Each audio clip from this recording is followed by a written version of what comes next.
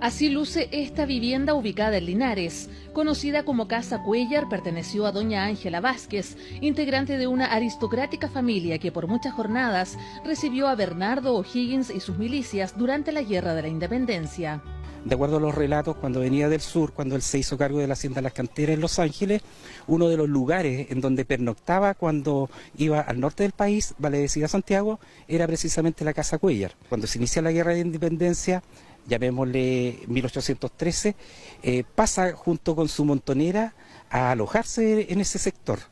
Se dice que bajo esos árboles que existen alrededor de la casa, él habría acampado junto con su milicia. Un episodio que pocos conocen, pero que quedaría grabado en esta infraestructura que ahora depende de la Sociedad Protectora de la Infancia. Una casona con muchas historias, un lugar estratégico para las intenciones de O'Higgins. Que colocarnos en el contexto de aquella época. En aquella época se viajaba en carreta, se viajaba a caballo. Entonces, uno de los puntos, uno de los lugares en donde pasaban los notables, por así decirlo, en sus viajes desde Santiago a Concepción, era precisamente en este sector. Desde aquí, la madrugada del 6 de abril de 1813 habría salido junto a su milicia rumbo a la plaza de armas de la ciudad, donde tomaron por sorpresa a los soldados españoles. Tras la victoria se habría realizado un Te Deum en dicha casona, que hoy luce solo con este recordatorio. Con la intención de salvar parte de la historia, es que la municipalidad intentó comprar estos terrenos y transformarlos en un museo. Sin embargo, los estatutos lo prohíben. Hemos decidido iniciar el proceso de expropiación, no solamente de la Casa Cuéllar como tal. Trámites que demorarían al menos un año y medio, un sueño que busca no solo destacar este episodio, también incluir pertenencias de los presidentes oriundos de esta ciudad, como Carlos Ibáñez del Campo y Arturo Alessandri Palma, entre otras personalidades históricas. Una historia para muchos desconocida, pero que tiene un gran significado para la ciudad. Un trámite que no es fácil de concretar, pero que esperan se cumpla.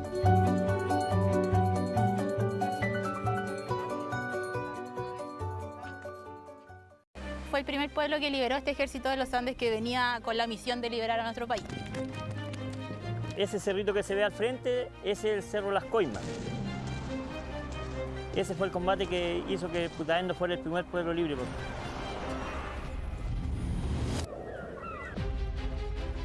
Este territorio era una provincia del Imperio Español. Más o menos entre 300 y 500 personas murieron en este lugar. Son el principio y el fin.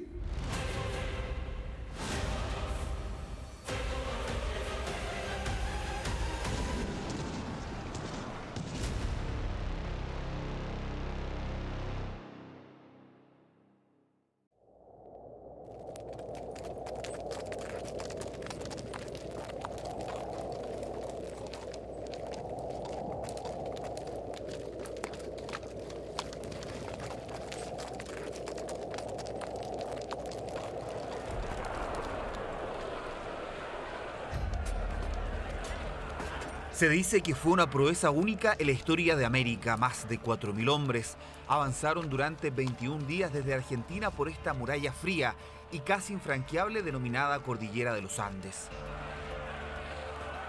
Es enero de 1817 y al frente del ejército de los Andes está el general rioplatense José de San Martín. Sus tropas, donde también avanza el brigadier Bernardo O'Higgins, buscan acabar con el Imperio Español en Chile y para eso cruzan la ruta de los Patos que desemboca en la actual comuna de Putaendo.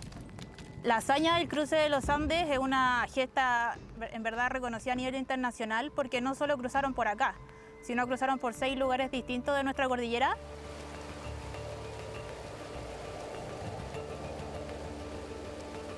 San Martín demuestra una planificación brillante en el cruce de los Andes.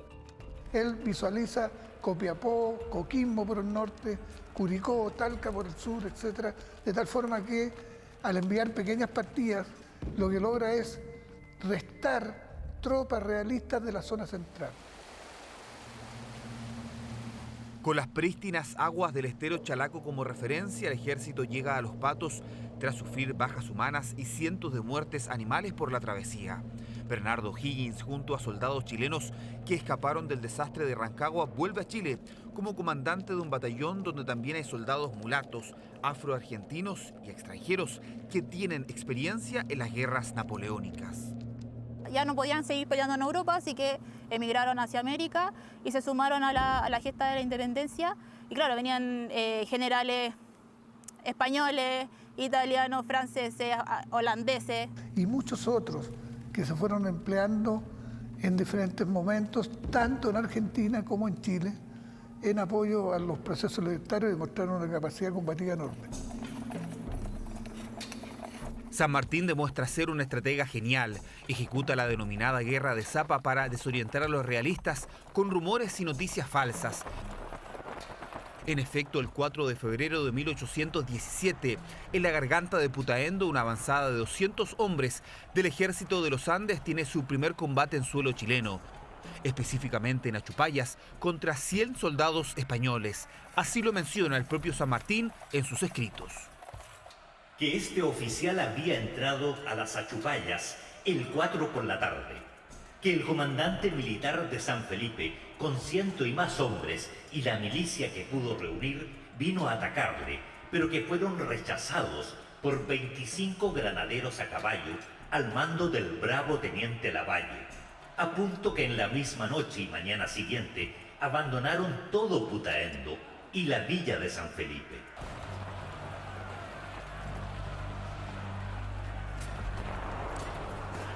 Lo trascendental es que se producen enfrentamientos o combates en el sector, se logró rechazar a los realistas en los dos sectores y con eso asegurar el cruce del grueso del ejército por ese sector. Por lo tanto, Putaendo y esa zona es los primeros en volver a beber el elixir de la libertad.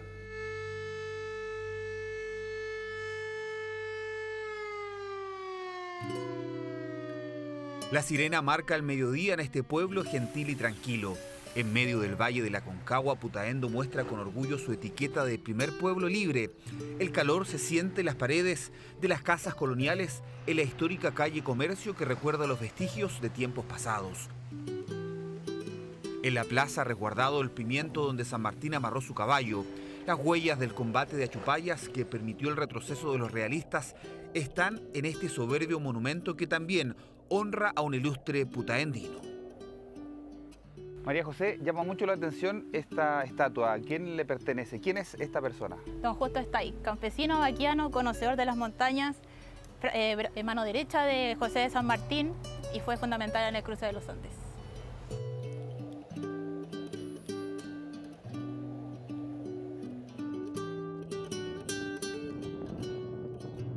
El vaquiano era fundamental para no equivocarse y recorrer el camino más corto con el mínimo de esfuerzo. Ahí está Justo Estay. El hábil arriero se transformó en el favorito de San Martín por su conocimiento de la cordillera y también porque pudo mezclarse como un paisano más. La fortaleza del ejército de los Andes y el ingenio de Justo Estay hoy son parte de una ruta turística que sigue sin ser reconocida como patrimonial. Bueno, yo me siento orgulloso de ser putaendino, aparte de ser arriero también, porque nosotros hacemos el cruce del ejército, todos los años lo conmemoramos y hacemos lo que hizo Justo Estay, como guía del ejército. Cuando uno lo ve a la distancia, ¿es muy difícil la travesía hacerla? Bueno, ahora para nosotros es fácil porque tenemos muchas comunidades, pero yo digo antiguamente, el frío, el calzado. Y además que no lo hicieron en caballo, ¿no? La mayoría lo hizo a pie. A pie. A pie. Mucha gente lo hizo a pie. Porque muchas mulas se le murieron en el camino. Antes de cruzar para este lado ya se le había muerto mucha mula en los pasos malos, se habían desbarrancado. ¿Y los caballos se guardaban? Los caballos los guardaban para las batallas. Lo que el ejército cruzó fue que en mulares traían cerca de 12.000 mulares.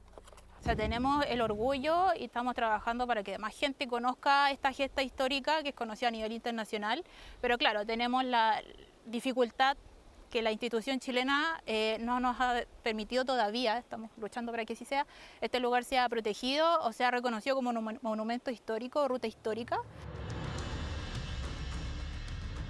Estos cañones son parte del combate de las coimas, también en Putaendo y día después de lo ocurrido en Achupallas.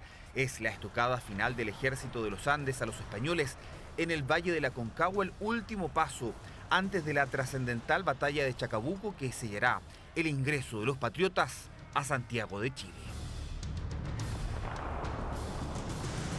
Si Putaendo se transformó en febrero de 1817 en el primer pueblo libre de nuestro país, tuvo que pasar casi una década para que el último bastión realista sea liberado. Un archipiélago denominado en ese entonces Nueva Galicia y que es fundamental para los intereses españoles.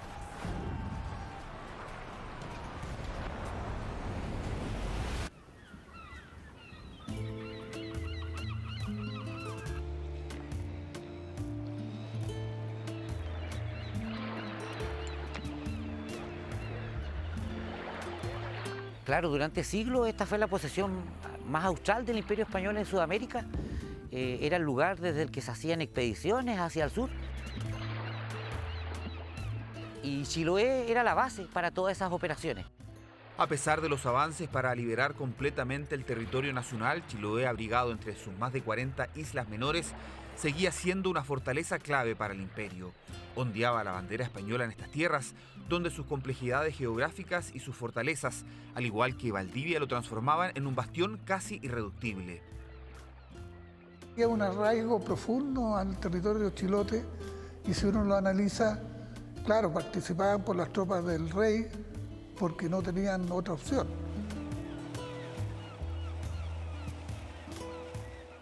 Había plena conciencia que si no se conquistaban esos dos bastiones realistas, lo más probable era que siguieran afectando el proceso libertario por la capacidad que tenían de ser el lugar desde donde volver a intentar a reconquistar Chile por los realistas. En 1820, Valdivia y todas sus fortificaciones son capturadas por los patriotas al mando del almirante Tomás Cochrane. La presión para anexar Chiloé es fuerte y será en abril de 1824 en la estratégica comuna de Dalcahue donde comenzará ese proceso. Bueno, en este lugar, un 31 de marzo de 1824, se produjo el desembarco del ejército chileno, conducidos por el transporte Ceres y escoltados por la corbeta de Chacabuco, un contingente liderado por Jorge Boucheff, de casi 1000 soldados, logra desembarcar en esta playa. Las milicias acá que estaban lideradas por el coronel José Hurtado se repliegan, simulan como que se van hacia Castro, pero en realidad suben por un caminito que los conduciría al cruce de Mocupulli.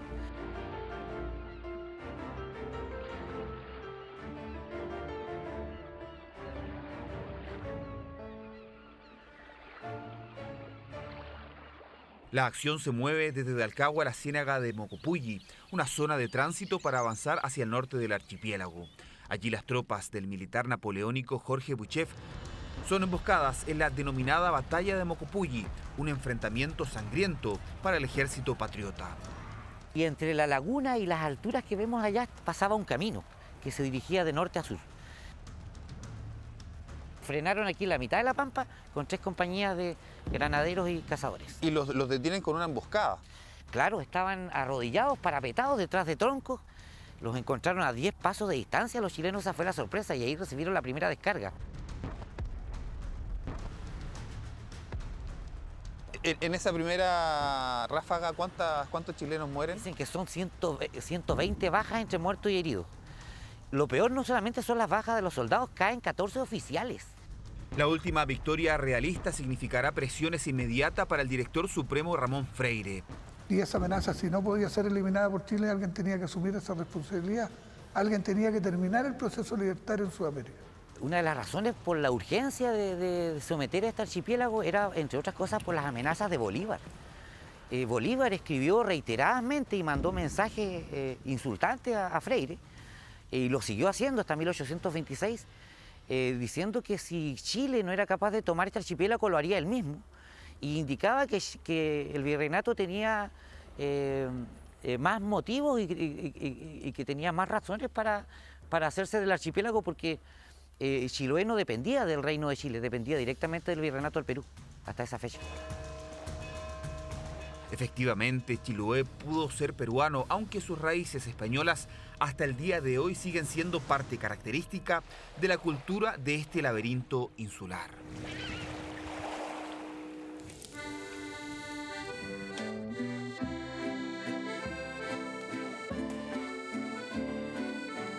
Todo lo que venía de España le iban enseñando a lo tradicional de acá de Chile. ¿Cómo qué cosa? A ver.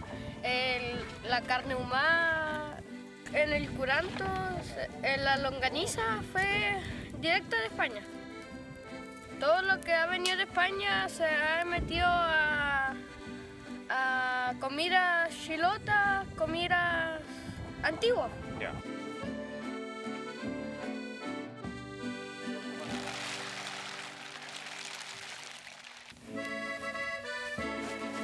Esa herencia española se ve en su gastronomía, en sus platos típicos como el curanto, en una fusión entre la cultura chona y la influencia de lugares como Galicia o el País Vasco.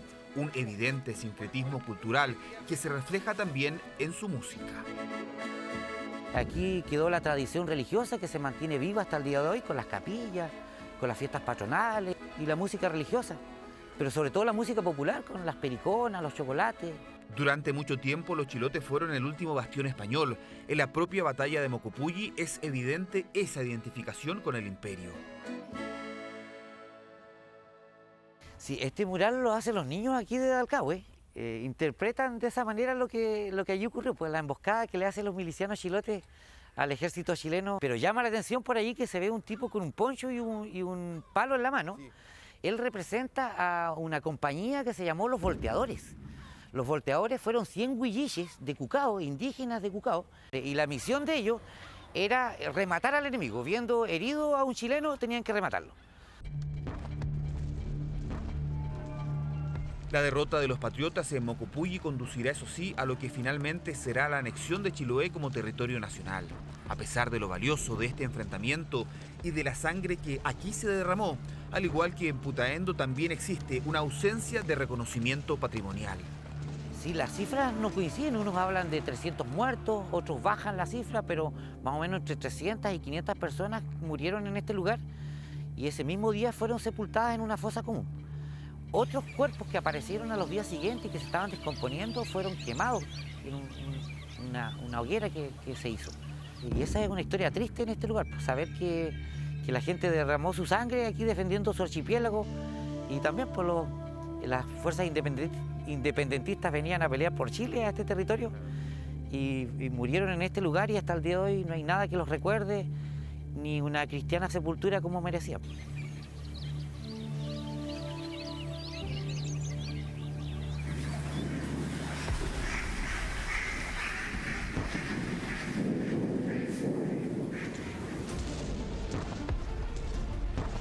Tanto Putaendo como Chiloé tienen un momento de gloria. Putaendo por ser los primeros liderados después de un proceso largo de patria vieja y de triste reconquista, y Chiloé porque es el momento en que ya podemos asegurar que el control del territorio nacional estaba en posesión del gobierno de Chile. El inicio y el final, Putaendo y Chiloé, el orgullo y las huellas casi desconocidas de lo que fue el duro proceso para liberar a Chile del Imperio Español. Fortaleza, pero también astucia, de quienes ayudaron a veces de maneras impensadas en hacer patria y lograr nuestra anhelada libertad.